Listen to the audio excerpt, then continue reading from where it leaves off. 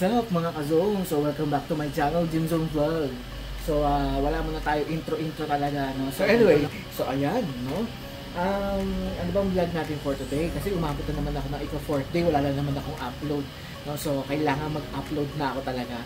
So right now, magluluto ako kasi parang may gusto akong kainin. Gusto akong kumain ng pansit bihon. So syempre pamamaraan ko, ayoko ipakita, no? Diba? Kasi madali lang naman yun.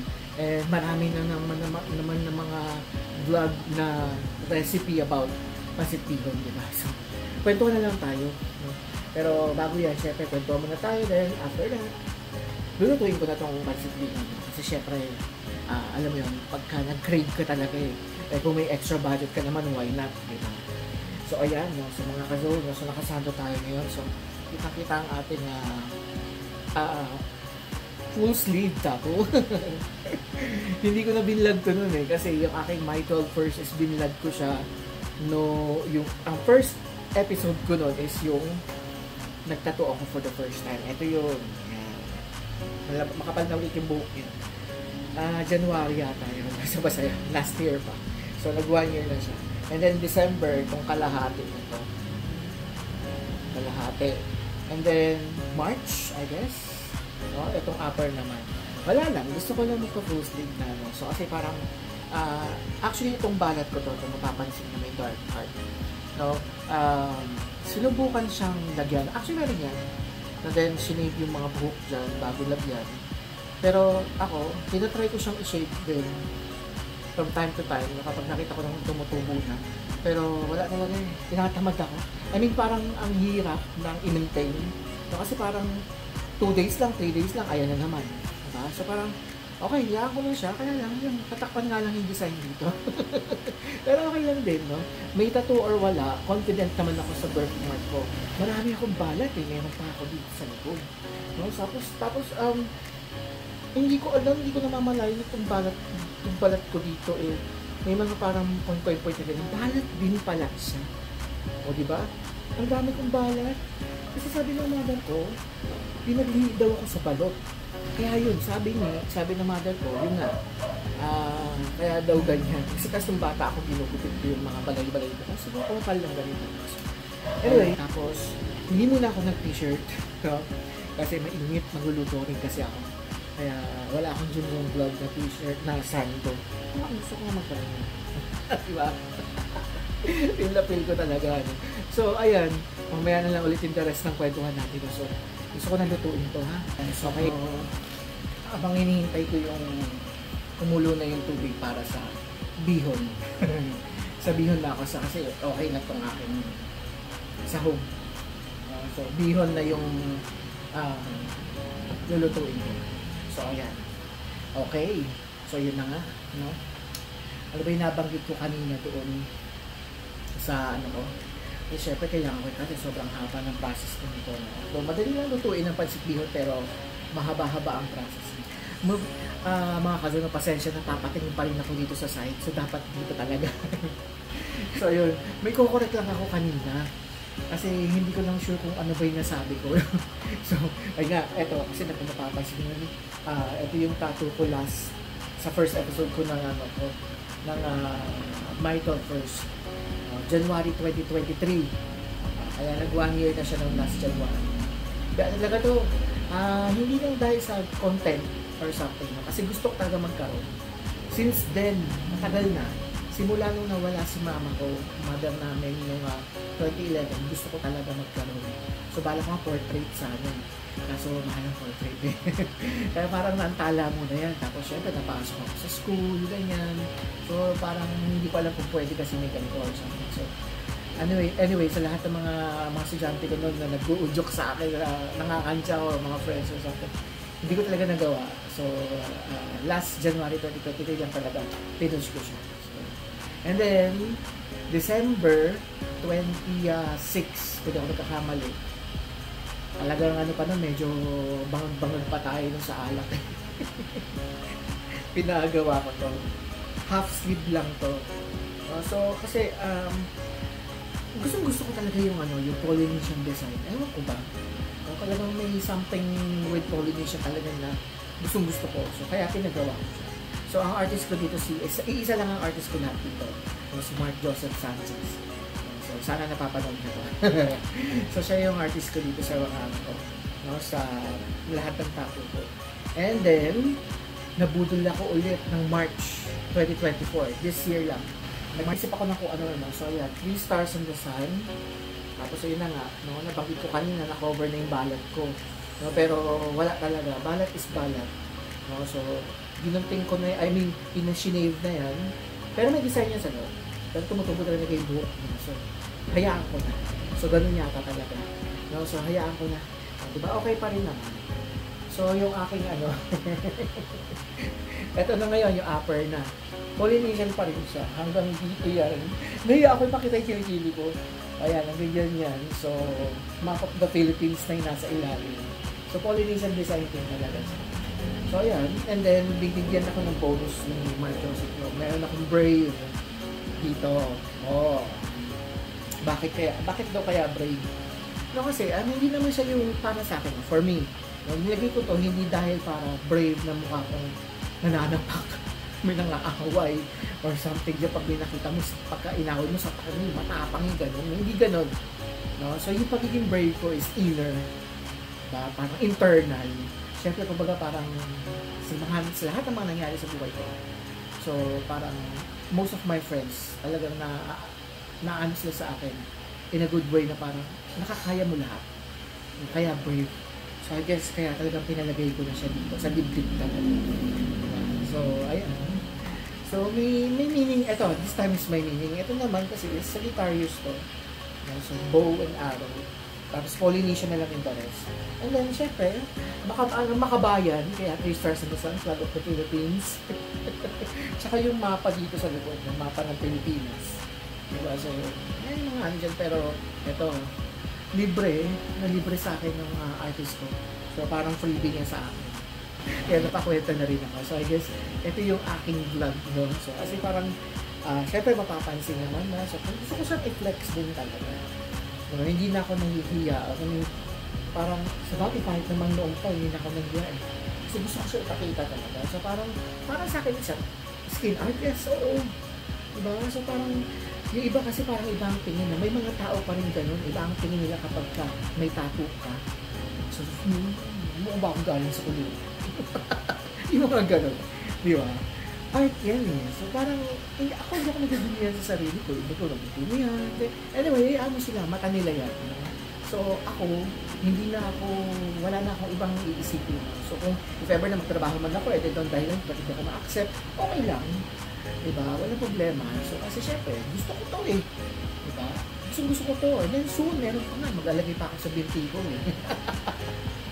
And then, siguro, ayoko sa talent tapos. No? Syempre, meron pa ako isang gusto. Yung portrait ng mother ko dito. Tsaka father ko. Dalawa sila dito. Sana mangyari. Diba? So, yan. I guess kumukulo na. So, balik ka lang ako mamaya. Okay na to mga kaso, no? Sana masarap. Ayan, tara, kain tayo. So, kwentuhan tayo habang kumakain. No, so, ako, hindi ako mabubuhay na walang kamatis. Oh, sorry. Walang kalamansi sa pansit. Mapakanton man yan, bihon, palabok, kung anumang pansit. Basta kailangan lagi may kalamansi.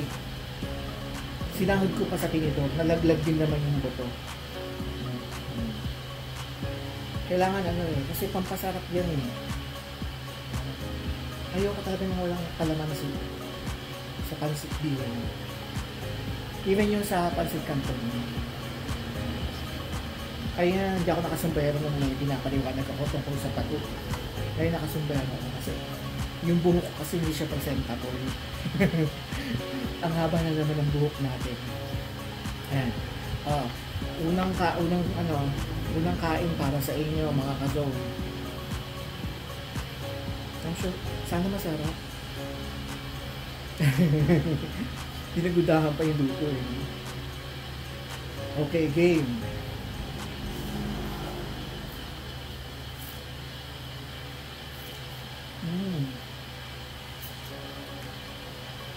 Jolly.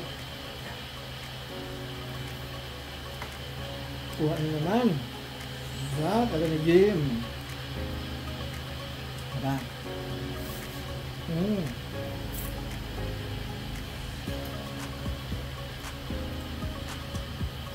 Sana kung may ano ako na lumpia, Shanghai. Kaso wala, hindi ako nakakuha. Ito ang nabili. Kaya hindi na rin ako makagawa. Dahil wala akong cutter. Diba?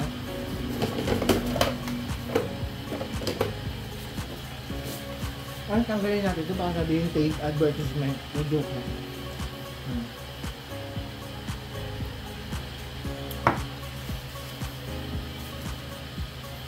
Diba? Sabi natin ito. Para kahoy-kahoy na. Ayan. Ito nga lang nakazone, no? So, yung gamit ko dito sa bahay, plato, kutsara, tinidor, baso, latito, nadagdagan ng mga kahoy. Yung mga mangkok ko, kaya pati yung mga serving plate, yung mga nilalagay ulam, diba? Masarap kasi, ewan ko ba? Masarap kumain sa kahoy.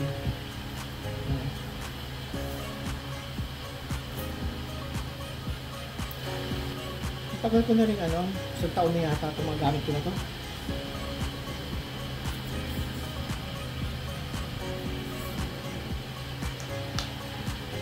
Order ko na Lazada. Ngayon.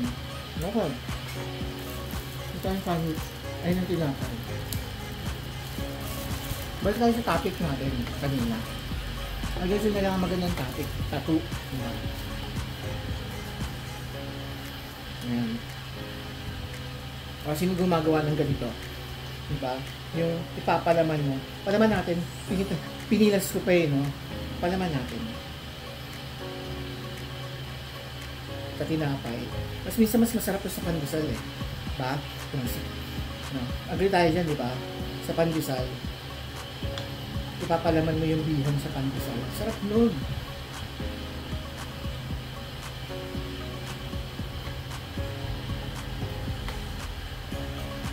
Tapos may init pa yung pandesal, diba?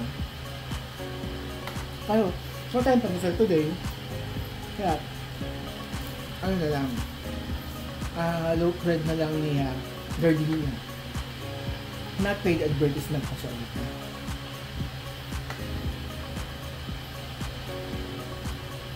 Yung magaling talaga ako, kala mo sikat talaga. Ayan. Ba't tayo ng topic? Ganito yan. Kasi nga,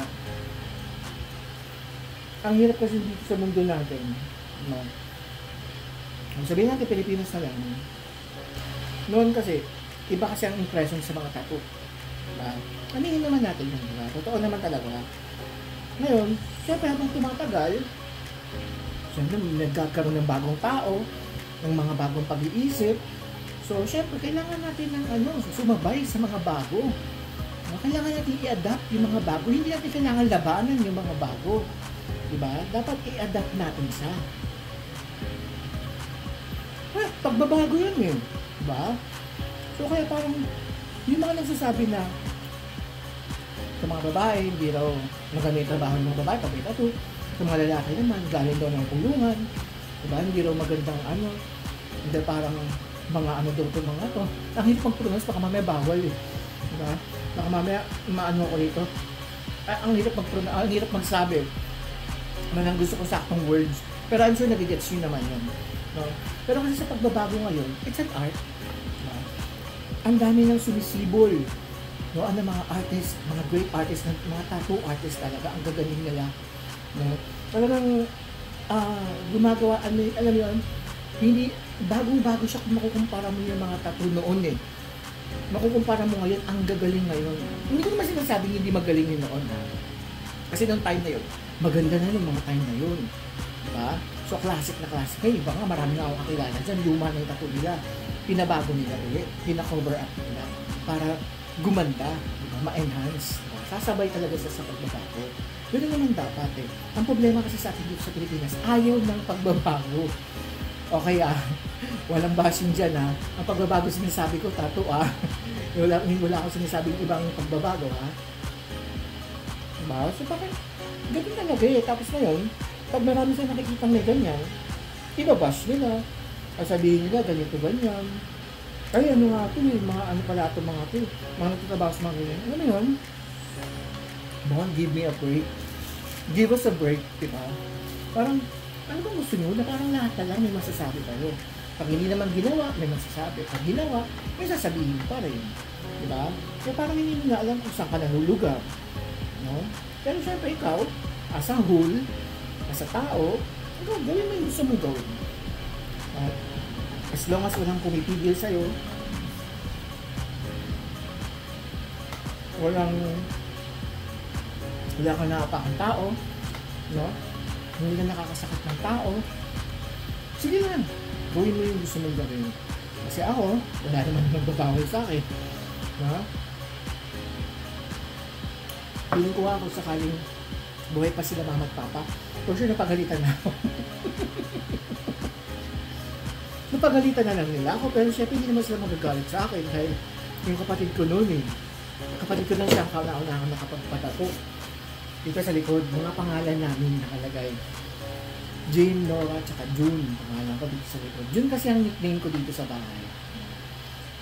Pero yung nakalagay sa tattoo na sa likod. Nakita ng mother ko yun. Kasi ng father ko yung nakita. Nagulat lang sila. So, hindi naman nila pinagalitan yung kapatid ko. So, walang problema naman. So, parang, ako rin nagulat din ako noon. Kasi di ko rin nakalain yung kapatid ko. Then, yun nga. Pumasok na rin sa isip ko yung nasa isip ko. Pero, syempre lang po kasi may kamahalan ng tattoo. Kaya parang, kailangan kong mag-ipon muna ng pera. Kasi parang hindi ko na muna siya na-prioritize. So, kasi ako, kaya ako siya sinali sa, kasi pinagawanan ko na yun sa sa first episode ng Micro First. So, kaya ako lang naman siya ginawa. Syempre, gusto kong maranasan yun. So, I'm on my way to 43. So, syempre, kailangan gawin mo na yung gusto mong gawin sa buhay. No? Yun. Kaya, I'm sure naman si mama.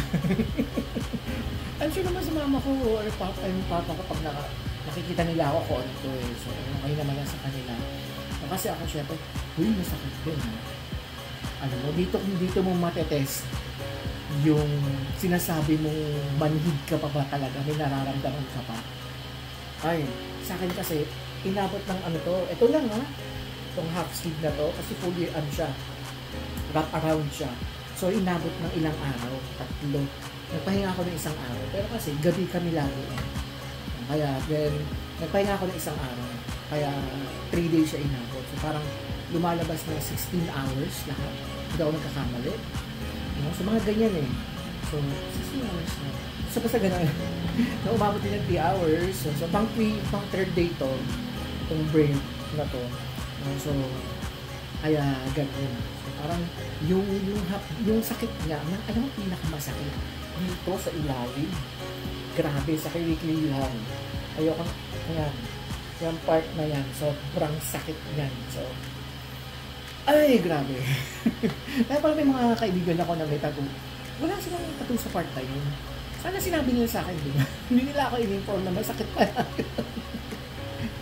Pero okay lang naman din. Nakasurvive naman ako. Saya.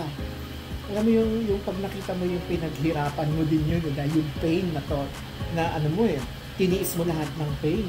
Tapos nakita mo yung resulta, ang ganda.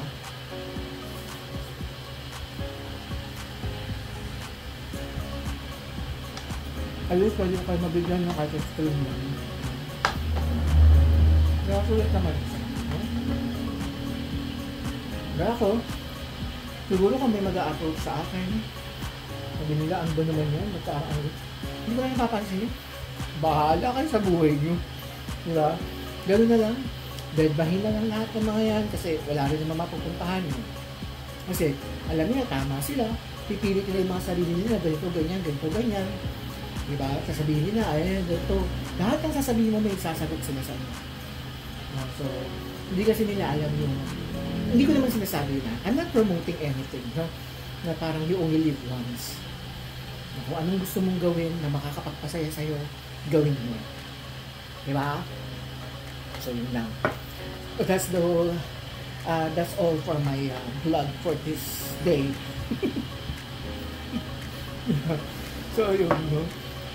Parang hindi ko na mauubos to sa harap ng camera, pero mamaya yari ito, ubos talaga sa akin ito. Hindi naman pinapromote to, ulitin ko ulit. I'm not promoting anything na lahat kayo is magpatato. No. So kung sino lang yung may gusto, may papawisan ako, sorry. Kung sino lang yung may gusto, kung gusto nyo maranasan, kasi habang buhay na to, lifetime eh.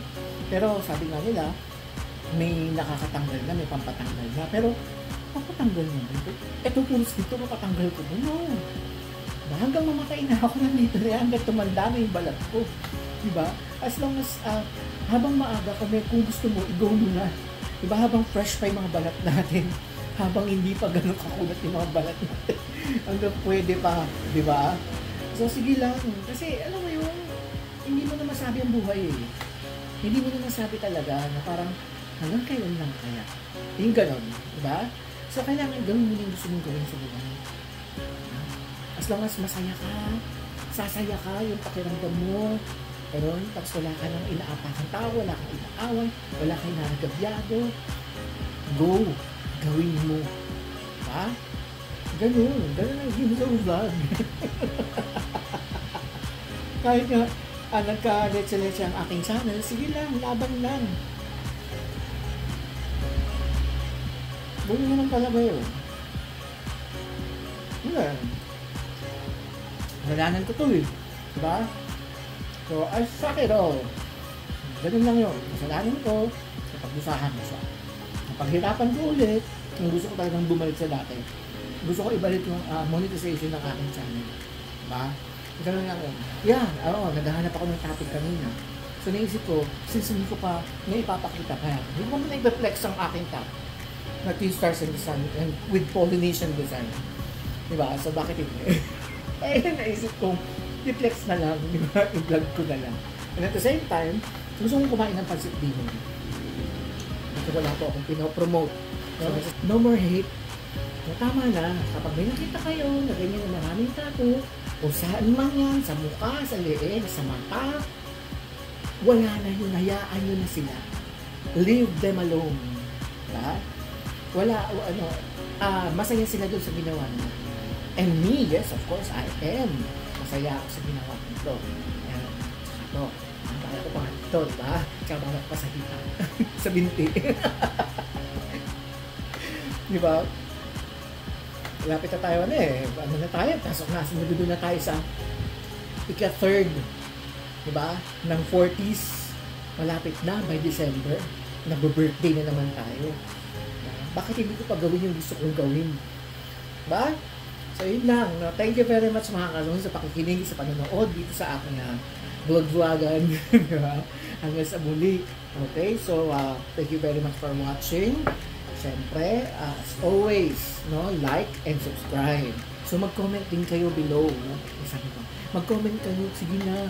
Para naman alam ko na nanonood kayo sa akin. Hindi maya mag-comment. Comment lang kayo. No? Okay? So, ubusin ko itong pancit bihon na to. Okay? So, ayan. No? So, sige, paalam na ako. Bye-bye. Peace everyone. God bless. Bye-bye.